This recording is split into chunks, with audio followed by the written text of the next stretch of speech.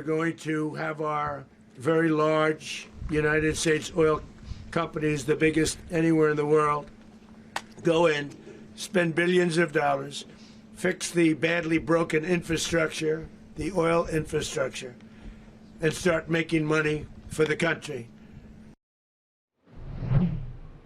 However, there are suggestions that the US president's plan could be a long and arduous process, costing upwards of $100 billion. Well, Salih Yilmaz, senior oil analyst at Bloomberg Intelligence, joins me now with more from Dubai. Good morning to you.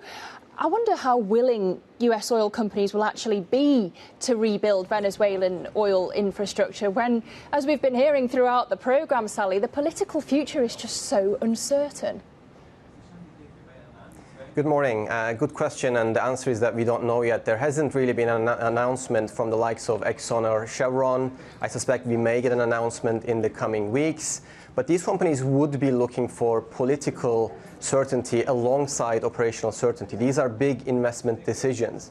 And the question is, could there be a directive from the White House for these companies to make these investment decisions? And it's important to remember these are private companies trying to maximize shareholder value. So they really will need to have that political stability, that security, and on top of all of that, very favorable terms for them to be incentivized to even consider going into Venezuela.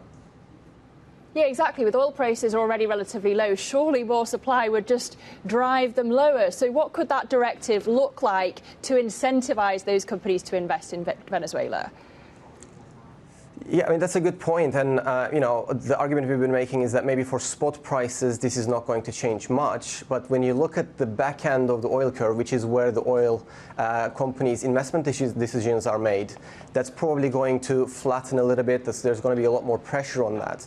And as you already mentioned, this is already a pretty soft pricing environment. And also important to remember, this is heavy oil, generally tends to have higher break-even costs. So it's going to be interesting to see how these companies are incentivized. And also, very important to note, a lot of these companies, not just US oil majors, but globally, these companies have been having very cautious capex plans, and they've been prioritizing shareholder returns. So do they change strategy, or do they kind of try to reroute some of the spending that was supposed to go elsewhere to other projects into Venezuela? It's going to be very interesting to see. Well, yeah, interesting to see Chevron indicated higher this morning on Tradegate. Already, of course, it operates there under waivers from sanctions. I wonder which other US companies could play a greater role in Venezuela, Salih. And what about European firms? Are they likely to expand production with Maduro out? I'm thinking of the likes of Spain's Repsol and Italy's Eni.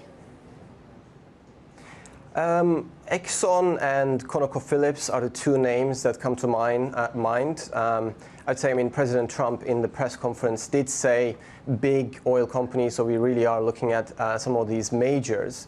And these two companies were present in Venezuela previously. They had their assets seized and nationalized. So there's certainly perhaps not the operational upside that Chevron has, but immediately there is some legal upside for these companies. And if the terms are good enough, and if there's security, stability that we talked about, they could consider going back in. In terms of the European names, as you mentioned, Eni and Repsol are the names who are already there. But these companies are already operating in compliance with sanctions. So I don't think they really do have similar legal or operational upside compared to the US companies.